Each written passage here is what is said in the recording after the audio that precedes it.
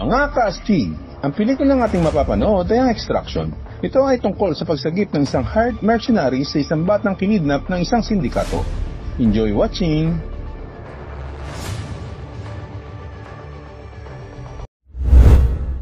Nagsisimula ang pelikula sa pamamagitan ng pagpapakita sa isang lalaking nagngangalang Tyler Rake. Isang dating Special Forces operator na nagsasagawa ng kanyang misyon sa isang tulay sa Bangladesh. Sa kasalukuyan si Tyler, ay nasa gitna ng isang shootout laban sa mga tauhan ng isang sindikato, at nagtamo na ng mga sugat sa buong katawan.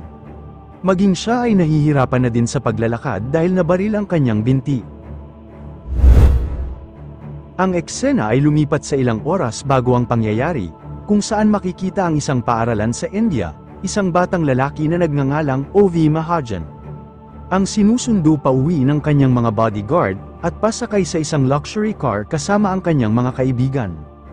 Hindi agad nakauwi si O.V., sapagkat naglaan siya ng oras upang makipaglaro muna sa kanyang mga kaibigan. Gayunpaman, pinagsabihan siya ni Saju, ang head of security at ang kanyang personal bodyguard na nakatutok sa kanya sa araw-araw. Si O.V. ay anak ng isang Indian drug lord, kaya laging priority ni Saju ang kanyang kaligtasan at seguridad. Gayunpaman, kahit na nabubuhay si O.V. sa maraming kayamanan, hindi naman siya nakakaramdam ng saya dahil laging nililimitahan ng kanyang ama ang pakikisama niya sa kanyang mga kaibigan. Isang gabi, palihim na lumabas ng bahay si O.V. para makipag-party kasama ang kanyang mga kaibigan sa isang nightclub. Sa party, siya at ang kanyang kaibigan ay pumunta sa isang bakanteng lugar upang manigarilyo. Ilang nagpapanggap na pulis ang biglang lumitaw sa harap nila, at biglang binaril sa ulo ang kanyang kaibigan. Pagkatapos nito, kinidnap ng mga nagpapanggap na pulis si O.V. Kinabukasan, binisita ni Saju ang ama ni O.V., na nagsisilbi sa kanyang sentensya sa bilangguan sa Mumbai, India. Ipinaalam agad ni Saju ang tungkol sa pagkidnap kay O.V. sa kanyang ama, at ito ay galit na galit kay Saju sa hindi pagtupad sa kanyang tungkulin na protektahan ang kanyang anak. Nagmamatigas siya at ayaw niyang magbayad ng ransom dahil sa isip niya ay makakasira ito sa kanyang imahe. Kaya inutusan ng ama ni O.V. si Saju na kunin ang kanyang anak. Nagbabanta din ito na papatayin ang anak ni Saju kung hindi niya ito magagawa. Dahil ang ama ni O.V. ay nasa kulungan, lahat ng kanyang mga ari-arian ay naka-freeze, kaya wala silang sapat na pera para magbayad ng ransom o kumuha ng Special Forces unit para iligtas si O.V. Ngunit tila hindi ito iniisip ng ama ni O.V. at nagpatuloy para sabihin kay Saju na gumawa ng agarang aksyon para iligtas ang kanyang anak.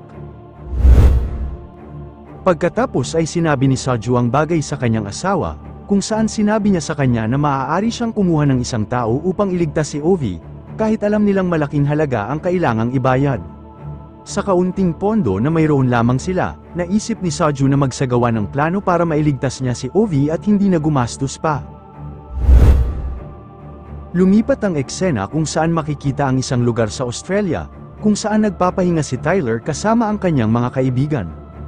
Pagkatapos ay tumalon si Tyler mula sa isang bangin papunta sa malalim na tubig sa ibaba. Hindi agad siya nagpakita sa ibabaw ng tubig, sapagkat pinili niyang huminto sandali sa ilalim nito, kung saan pinipigilan niya ang kanyang hininga at inaalala ang kanyang nakaraan. Pag-uwi ni Tyler, nakita niyang may nakalapag na helicopter sa kanyang bakuran, kung saan may naghihintay sa kanyang pagdating, na isang magandang babae na nagngangalang Nick Khan. Si Nick ang handler at teammate ni Tyler. Sinabi ni Nick na pupunta sila sa isang misyon upang iligtas ang anak ng isang Indian drug lord, na si O.V. Mahajan. Ang kidnapper ni O.V. ay kilala bilang si Amir Asif, isang Bangladeshi crime lord na kalaban sa negosyo ng ama ni O.V. Ayon sa impormasyon, si O.V. ay dinala sa Dhaka, Bangladesh, nang marinig ang pangalang Dhaka. Naalala ni Tyler ang kanyang kasamahan na nagngangalang Gaspar, na naninirahan din sa lungsod. Sinabi ni Nick na nagretiro na si Gaspar. Pagkaalis ni Nick, si Tyler ngayon ay naghanda na para sa kanilang gagawing misyon. Sa kabilang banda, naghahanda rin si Saju na magtungo sa Dhaka. Pagdating sa Dhaka, nagsagawa ng briefing sina Tyler at Nick kasama ang kanilang mga kasamahan, kung saan inaasahan nila ang lahat ng posibilidad na mangyayari kapag ililigtas na nila si O.V. at upang mahulaan ang mga galaw ng mga tauhan ni Amir Asif. Habang nasa isang misyon, nakipag-ugnayan si Tyler sa mga tauhan ni Amir, at agad siyang dinala sa isang lugar. Hiniling ng mga kidnapper ni Ovi kay Tyler na ipakita ang ransom, ngunit gusto ni Tyler na matiyak na buhay at nasa maayos na kalagayan si Ovi. Matapos ipakita si Ovi sa isang ligtas na kondisyon, inuutusan nila si Tyler na ibigay ang ransom, kasabay nito, isa sa mga kasamahan ni Tyler, na isang bihasang sniper, ang bumaril ng ilan sa mga kidnapper ni Ovi, na nagbigay kay Tyler ng pagkakataon para makawala sa gapos at patayin ang iba pang mga kidnapper.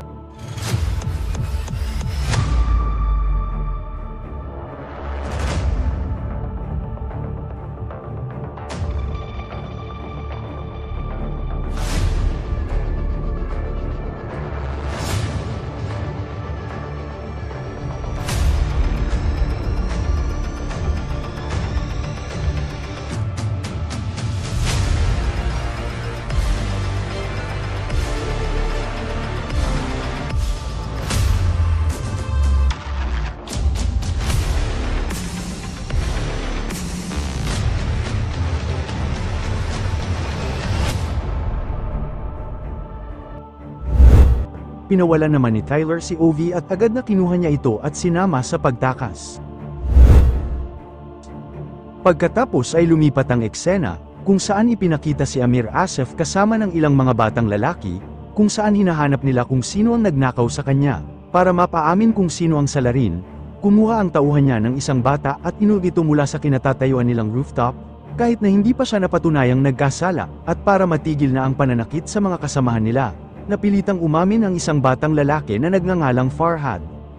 Pagkatapos nito ay inutusan ni Amir si Farhad, isa sa mga batang lalaki, na putulin ang dalawa sa kanyang mga daliri dahil sa inamin niyang pagnanakaw. Sandaling naputol ang usapan, nang ang chief ng lokal na pulis na si Colonel Rashid ay nagpunta at sinabi kay Amir na nakatakas si Ovi. Pagkaalam sa pagtakas ni Ovi, si Amir ay nagutos kay Colonel Rashid, na simulan ng isang agarang pag-lockdown sa Dhaka, at pinasi-secure din niya ang lahat ng tulay at mga daanan sa labas at loob ng lungsod. Bumalik ang eksena kay Tyler na dadalhin na sana si Ovi sa pick-up point, sandaling huminto sila upang mag-iba ng damit at ihanda ang kanyang mga gamit sa pakikipaglaban habang naghahanda naman ang kanyang mga kasamahan para kunin sina Tyler at Ovi. Sa kabilang banda, si Nick at ang kanyang mga kasamahan ay kumontak sa mga tauhan ng ama ni Ovi na agad na ipadala ang bayad dahil malapit nang makuha at maibalik si Ovi sa India ng ligtas. Sinabi ni Nick na ilipat nila agad ang pera sa loob ng 7 minuto. Samantala, ang mga kasamahan ni Tyler na papunta sana para sunduin sina Tyler at Ovi, ay biglang inatake ng hindi kilalang tao, namatay ang ilan sa mga kasamahan ni Tyler, kabilang ang sniper. Sa kabilang banda, sa wakas, si Nick at ang kanyang mga kasamahan ay nalaman na sila ay naloko, dahil ang mga tauhan ng ama ni Ovi ay hindi nakapag-transfer ng bayad. At si Saju pala ang umatake sa mga kasamahan ni Tyler, napilitan siyang gawin ito dahil wala silang sapat na pondo para bayaran si Tyler at ang kanyang mga kasamahan. Pinatay ni Saju ang mga kasamahan ni Tyler at sinusubukan din niyang patayin si Tyler upang lumabas na siya ang nakapagligtas kay Ovi. Kasabay nito, nalaman ni Colonel Rashid kung nasaan sina Tyler at Ovi at agad na pinakilos ang kanyang mga tauhan para mahuli sila. Pagkatapos ay sinubukan ni Tyler na iwasan ang mga pag-atake ni Saju habang inililigtas ang kanyang sarili at si Ovi mula sa mga pag-atake ng mga tauhan ni Colonel Rashid. Sa isang labanan laban sa mga tauhan ni Colonel Rashid, nagpakita si Saju at inatake si Tyler, na nauwi sa isang hand-to-hand battle.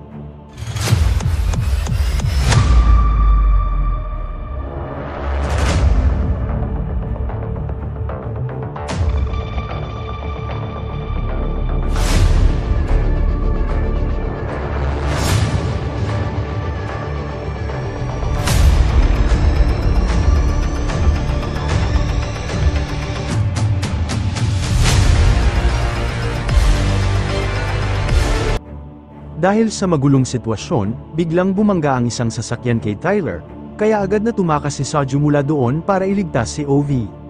Saktong dumating siya bago naabutan ng mga tauhan ni Colonel Rashid at kukunin na sana si Ovi upang tumakas, ngunit biglang dumating si Tyler at binangga ng truck ang katawan ni Saju, at sa kanya sinabihan si Ovi na sumakay sa truck at nagmadali silang umalis doon. Pagdating sa isang medyo tagong daan, sinabi ni Tyler kay Ovi na tumalon habang ang truck ay pinadiretso niyang umaandar upang bumangga at magliyab. Sinadya ito ni Tyler para hindi sila masundan. Sa kabilang banda, buhay pa rin si Soju at patuloy pa rin sa paghahanap kina Tyler at Ovi. Samantala, si Amir, na alam na hindi pa nakukuha si Ovi, ay inutusan si Colonel Rashid na pakilyusan ang lahat ng kanyang mga tauhan upang hulihin si Ovi at patayin si Tyler. Sa kalagitnaan ng pagtakbo, tinawagan ni Tyler si Nick at sinabi sa kanya ang sitwasyon. Kinuwento ni Nick kay Tyler na si Soju ay isang dating special force na tulad niya. Pagkatapos ay nag-ayos si Nick ng isang helicopter upang i-extract si Tyler sa labas ng lungsod at sinabihan siyang abandonahin si Ovi dahil napawalang bisa na ang kontrata. Ngunit, tumanggi si Tyler na iwan si Ovi dahil pinagmumultuhan siya ng mga alaala ng kanyang sariling anak, na iniwan niya matapos na hindi niya matiis na makitang may lymphoma ang bata. Sa kabilang banda, si Soju na malubhang nasugatan, ay tinawag ang kanyang asawa upang ipaalam sa kanya ang kanyang kalagayan at hiniling sa kanya itakas ang kanilang anak at dalhin sa malayo, kung hindi niya mailigtas si Ovi. Bumalik ang eksena kay Tyler na ayaw iwan si Ovi, pagkatapos ay ipinaalam sa kanya ang lokasyon ng extract point ay sa tulay, kung saan ang helicopter ay kukunin sila, matapos takasan si Soju at ang mga tiwaling pulis kasama ng mga tactical unit sa payroll ni Asif. Nakipaglaban si Tyler sa isang grupo ng mga lalaki na pinamumunuan ni Farhad, isang batang kriminal na gustong magpa-impress upang makasali sa gang ni Asif. Tinawagan ni Tyler ang kanyang kaibigan na si Gaspar, isang retiradong kasamaan sa pangkat ni Tyler na naninirahan sa Dhaka, at siya at si Ovi ay tumuloy sa tahanan ni Gaspar para magpalipas ng gabi. Nang gabing yun habang wala si Gaspar, nakipag-usap si Tyler kay Ovi, kung saan sinabi niya sa kanya na minsan ay nagkaroon siya ng isang anak na lalaki na namatay sa lymphoma.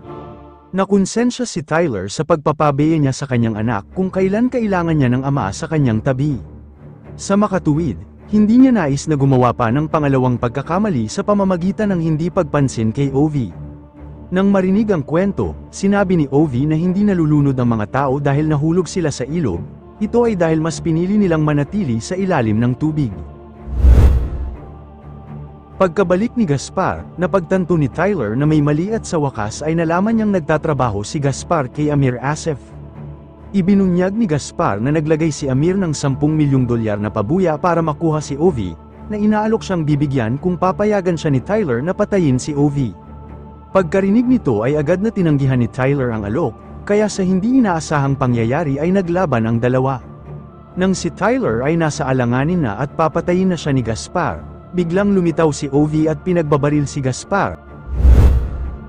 Pagkatapos ay tinawagan ni Tyler si Soju at sa wakas ay nagkasundo silang dalawa na magtulungan para mailabas si Ovi sa lungsod ng Dhaka ng ligtas. Plano ni Tyler na ilayo ang atensyon ng mga kalaban, habang mag-disguise naman sila Soju at Ovi habang tumatakas ang dalawa para malampasan ang isang checkpoint sa tulay. Kinabukasan, nagsimula na si Tyler sa pagbaril sa mga tauhan ni Colonel Rashid upang ma-distract sila, habang sila Soju at Ovi naman ay sinusubukang tumakas sakay ng kotse. Sa kabilang banda, inihanda na rin ni Nick ang kanyang mga sandata para tulungan si Tyler na iligtas si Ovi.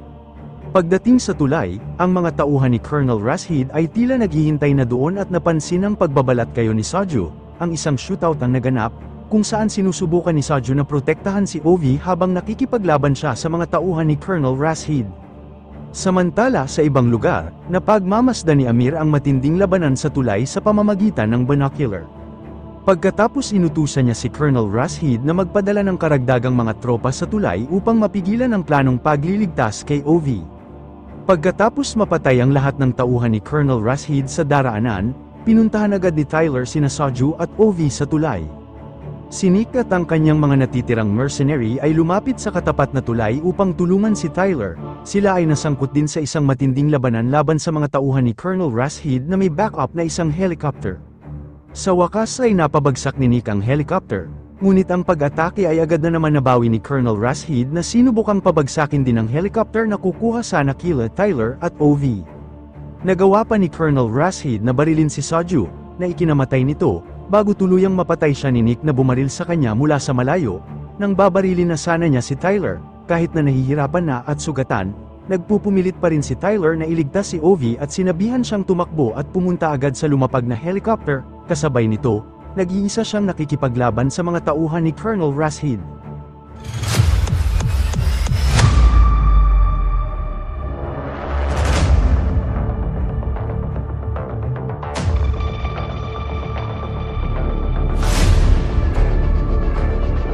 Habang sinusubukang sundan ng sugatang si Tyler si Ovi sa helicopter, binaril siya ni Farhad sa leeg, at matapos makitang ligtas si Ovi, nahulog siya sa ilog habang inaalala ang mga alaala tungkol sa kanyang anak.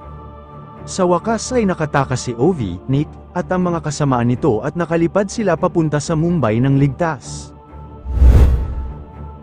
Makalipas ang 8 buwan, makikita si Ovi na bumalik sa paaralan at papunta sa swimming pool. Tumalon siya sa swimming pool ng kanyang paaralan upang magsanay ng pagpipigil ng hininga. Katulad kung paano ang ginagawa ni Tyler, at sa kabilang banda naman, nakita ni Amir si Nick Khan sa isang banyo, kung saan agad siyang binaril nito.